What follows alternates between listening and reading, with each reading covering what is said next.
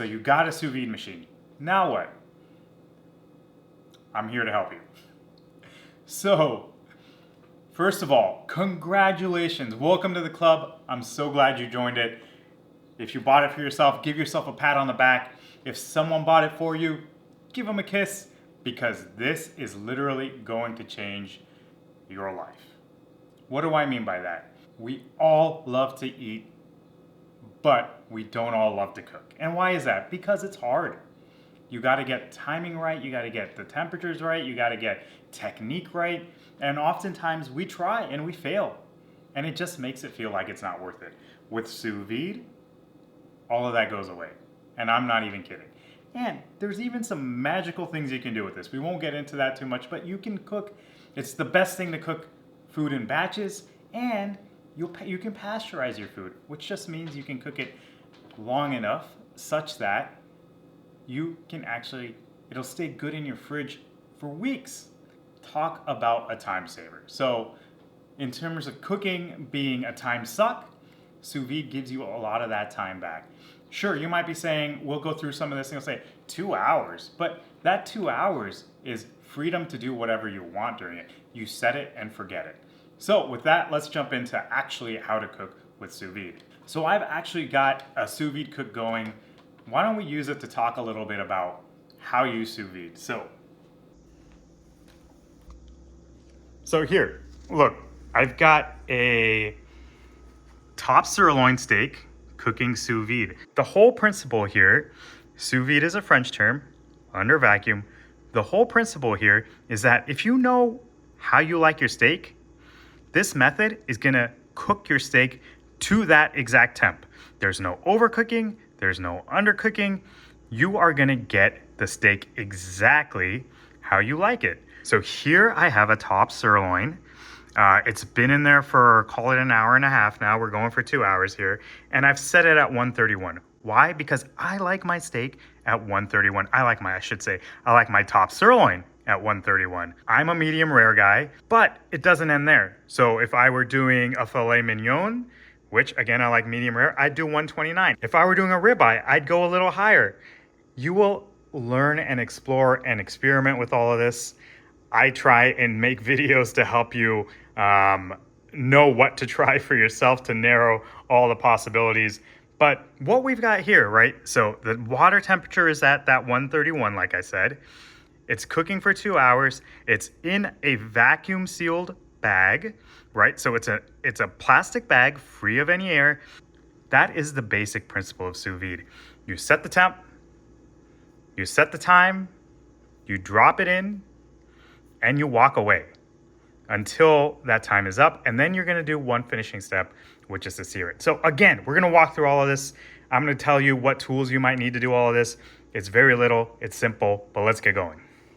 So step one, you need a container to have your sous vide water bath in, right? So a good old pot that is tall enough is a great way to go.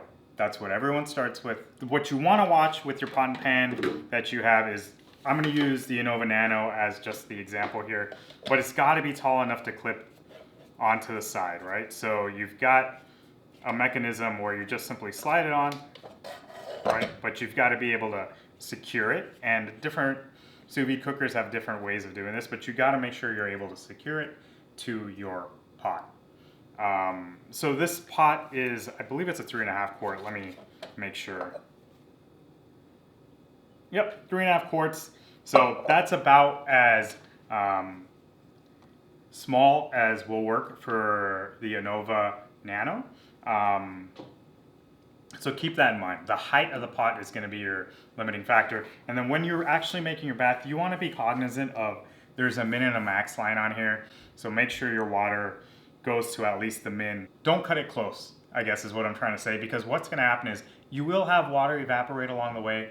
So you would hate to have a cook go bad because the machine stopped because you dropped under that min line and it stopped functioning. So be cognizant of that. There's a min max line. Don't let yourself get under the minimum through evaporation. So that's going to come into play more so for longer cooks. Use a cover, use sous vide ball, something like that to help with evaporation too. shouldn't be much of an issue, but just be cognizant of that. Now, as you up your sous vide game, if you will, you're probably going to want to get like a polycarbonate type container. So this is made by LipaV. LipaV is one I highly recommend because no matter what size you get, they're specifically made for sous vide. And what does that mean? It's just the proper depth for sous vide. So with other containers, as you get larger or more quantity held of liquid, or those bins get larger, they can go up instead of wide. You want them to go wide because it can essentially be wasted space if they're going up versus wide. The LipaVs are a perfect way to address that. Highly recommend. Then eventually you'll want something, perhaps if you're doing longer cooks, something that has really good, that holds the heat really well, has a good cover, doesn't do a lot of evaporation. There are insulated containers beyond this, but this Anova's a great way to go. You've got a rack built in, heavy duty lid. I really like polycarbonate type containers because I like to see my food cooking. But if energy is an important consideration for you, think of insulated options. There's an Anova insulated option. You can use a cooler that you jimmy rig and cut a hole into the top and use that as your sous vide container. Obviously will be insulated, hold that heat. A great way to go. A great way to go if you're handy, that is. Now, as we're talking about containers and you fill that pot or that container with water, one thing you also want to think about too is that use hot water from your tap. Keep that water running a little bit, let it heat up, then fill your container. That way, you're going to save on energy with regard to that water heating up and time, of course, because the sous vide machine takes some time to get that water to temp. So start with hot water from the tap. Today when I put my steak in, my tap water was higher than the 131 I'm cooking the steak at. So it didn't really expend any energy. It's just regulating the water temperature is where it expends the energy versus just trying to get it to temp. So step 2, you're gonna have to bag your food. Like we said, you're gonna be cooking that food within a plastic bag. So the beginner option, which is a great option, is just to use a freezer grade Ziploc bag. You want to use freezer grade because it can withstand higher temps. It's BPA free, really easy way to go. When you're using this to void that bag of any air, what you're going to do is use the water displacement method. So why don't I show you how to do that? I'll cut to the video where I demonstrated that. And what we're going to do is seal the bag all the way until they're about 2 inches open in the corner. So I've got a 2-inch gap here in this corner that you can see, and then we submerge the bag in the water, and what's happening is all the air is being pushed out. So what we're left with, we push it all the way down until just that corner that we had unsealed is open, and as it's getting submerged we close it, and then what we have is a perfectly air-free bag of food ready to sous vide. So hopefully that was helpful. You can see it's a really easy method. It works great. It's essentially a free vacuum sealer. So the water displacement method is a great way to go. As you start to do more and more sous vide cooking, you may want to get a vacuum sealer. So I have 2 different types of vacuum sealers here. One is an edge sealer. The advantage of the edge sealer is that the unit itself is very affordable. And then secondly, you've got plastic bags that can get cut to any size you want. So whether you're doing like a rack of ribs, which would be really long, not a problem. The downside of these edge sealers is that the bags are very costly. So though the unit itself is cheap, the bags themselves are costly. So it's kind of like, you know, the razor setup where the unit itself is cheap, but then the replacement blades cost a lot of money. Kind of a similar setup here.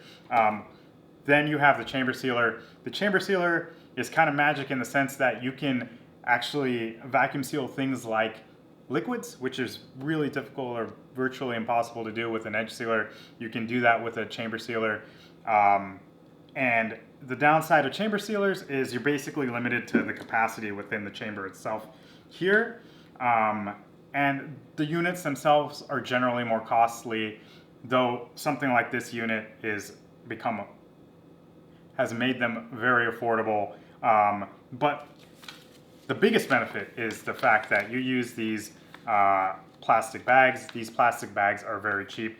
The difference between these two bags is these bags are specially made because they have like ridges inside of them to help pull that air out. That's how these work. Whereas there's not a suction of air going on with chamber sealers. That's a longer discussion. But so you have bags that are very affordable. So pennies a bag for a chamber sealer, and 10 times the cost or so for a edge sealer, for an edge vacuum sealer. And then when you are putting your food into your bags, you can put multiple pieces into a single bag. Just make sure they're not overlapping. Again, you want that water to circulate all over the meat, and the thicker the meat, like if they're overlapping, the longer it'll take to cook all the way through. So just don't overlap your contents that you put within the bag. Do your best to not have them overlap. It becomes harder with things like vegetables, but do your best. Now, when you put your bag into your container, one thing I like to do is try and keep the edge of my bag that I sealed out of the water. It's just for peace of mind. Sealed bags, or seals do fail on bags, so if you can, try and keep that seal above water. When you are done with your cook, the bag juices are great. So those bag juices, you can strain them, or you could just pour them onto whatever you cooked, or you can strain them, and it'll be a really good start for a sauce. So don't just throw those bag juices away. They can really add to your dish.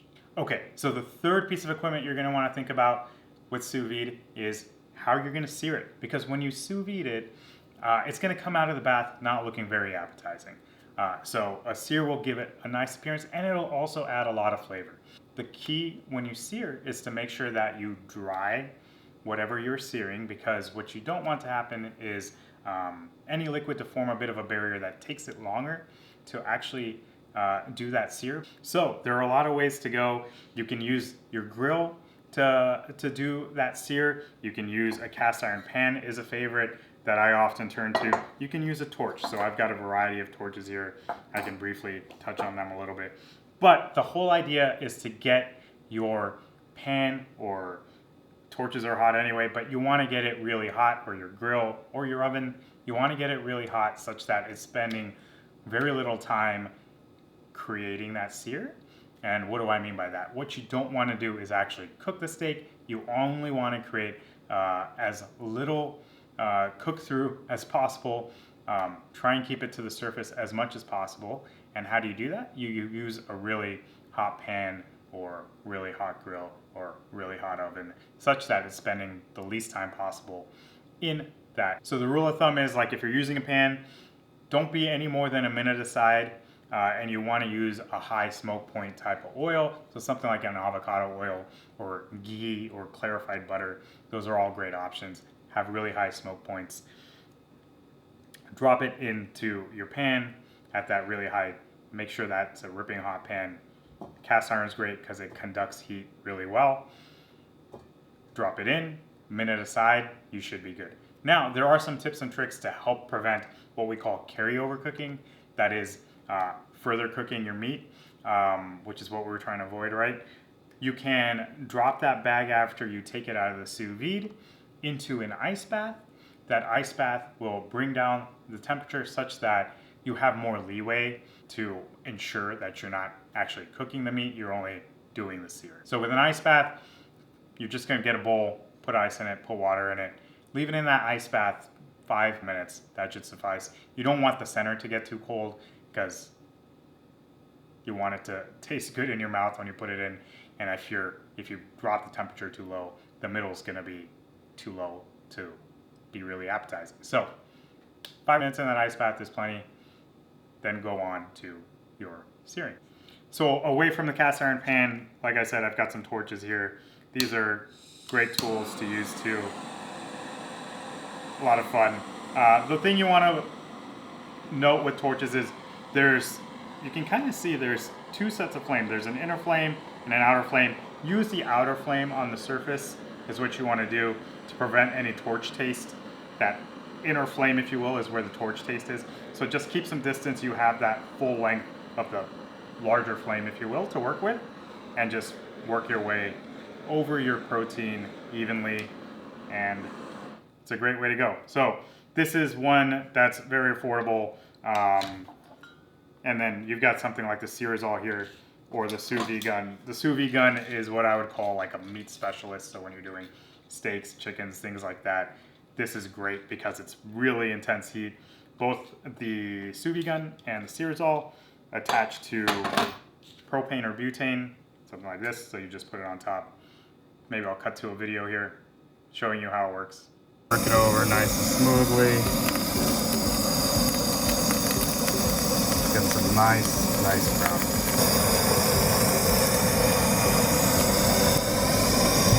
Now, on the other side, we're just about done here. Don't want to risk overcooking the inside.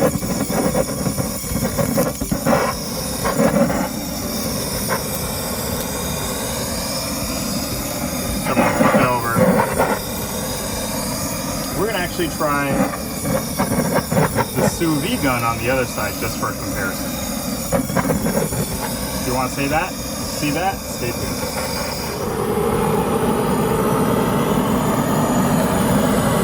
Want to be fairly smooth with it. You don't want to jostle it, or else the safety will kick on. You can see it browning kind of quickly, given the intensity. It's going a lot faster than the Searing.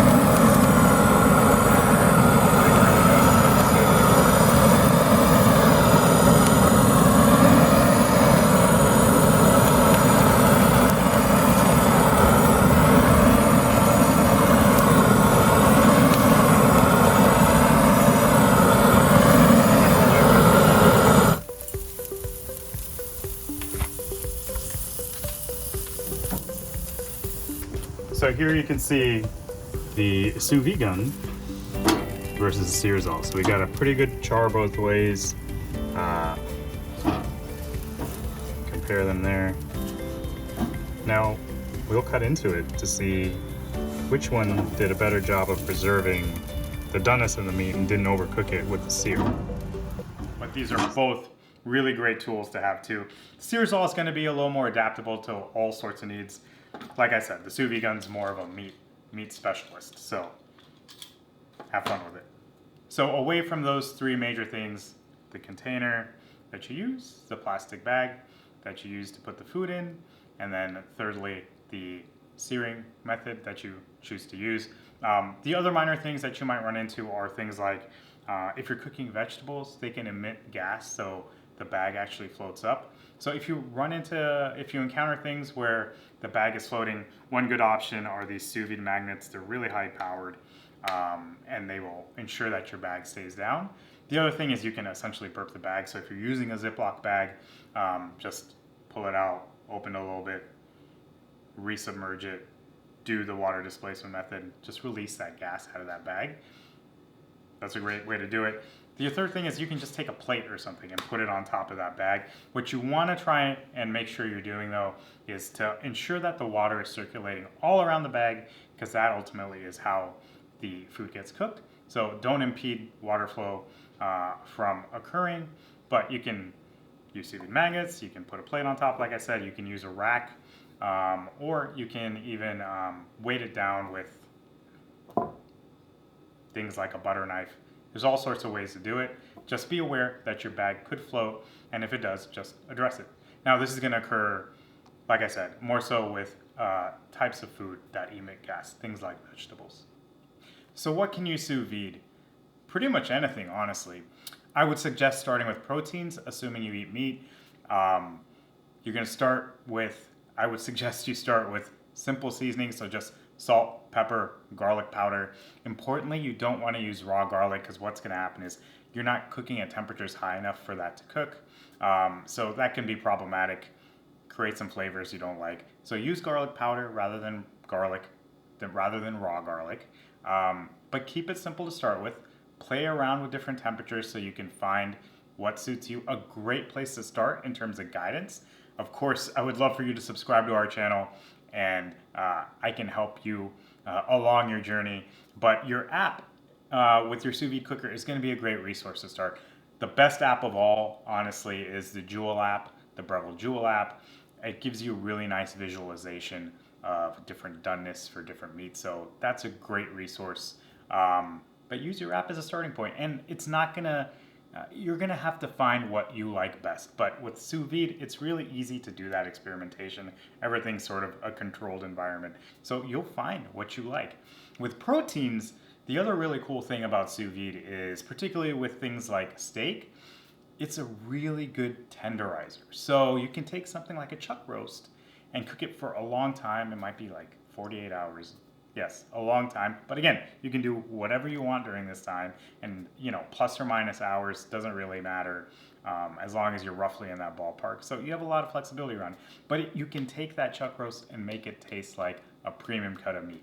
So you take this inexpensive cut, it tenderizes in the sous vide, you set it and forget it, and it comes out like a much more premium cut of meat, which is awesome. And then the thing to keep in mind when you're doing something like a steak too is you want, the thicker that piece of meat, the more benefit you're gonna see from it. What do I mean by that? You wanna be like an inch or so or thicker in terms of your cut of steak, simply because at the thinner sizes of steak, what's going to happen is you're going to cook it perfectly all the way through edge to edge, but when you go to sear it, that's going to compromise, and you're not going to be able to help but get a lot of that steak further cooked in your sear. So stick to steaks that are about an inch thick or more. As you progress and you do things like proteins, next things you might want to try are things like eggs.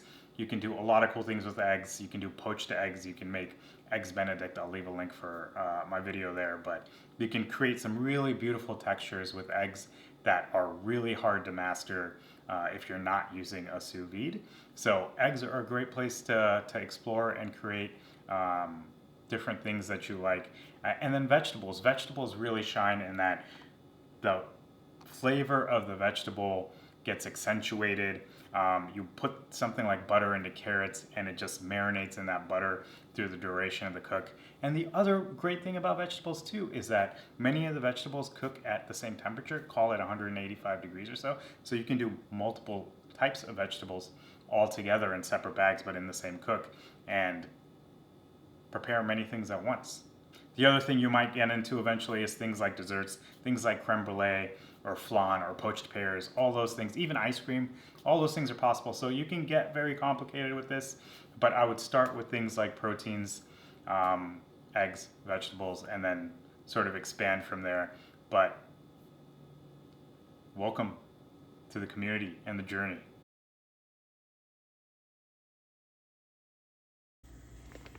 So I took the steak out of the bath. We're ready to sear. I'm just gonna drop it into the pan. I put some avocado oil in there. I'm gonna drop it into the pan. We're gonna try and be a minute aside, and I'll show you, hopefully we get an edge to edge sort of beautiful finish that I'd love to show you. I like to press it down just to make sure we're getting good contact.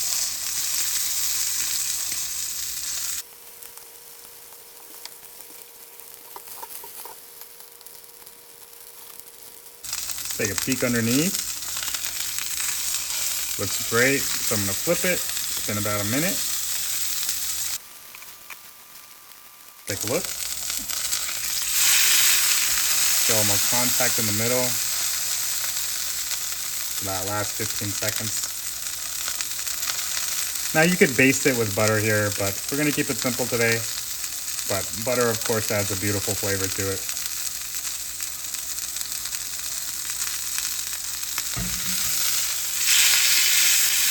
Perfect, looks great. I'm gonna do the sides real quick. You don't need a lot of time on that. To add a little more flavor and some color.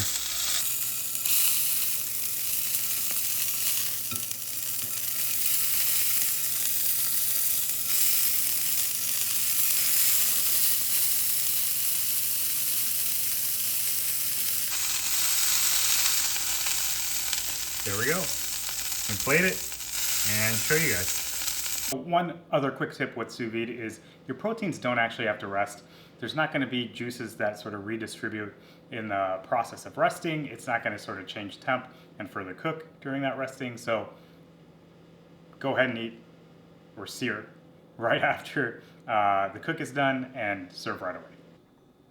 So we're done with our steak. Only took a couple minutes to sear it. Before that, all we did was really drop it into the water when it reached temp. And now we're ready to eat our steak. So here is a moment of truth. And I want to show you the inside. And hopefully you can see a beautiful edge to edge, perfect 131. It looks amazing. So you got a beautiful 131, all the way perfectly cooked through, nice and juicy.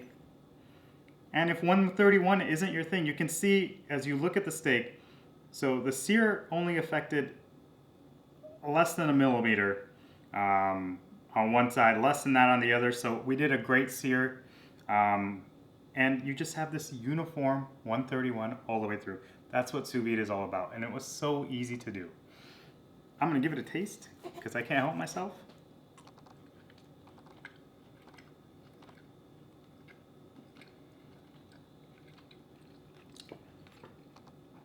So good. Guys, welcome to the club.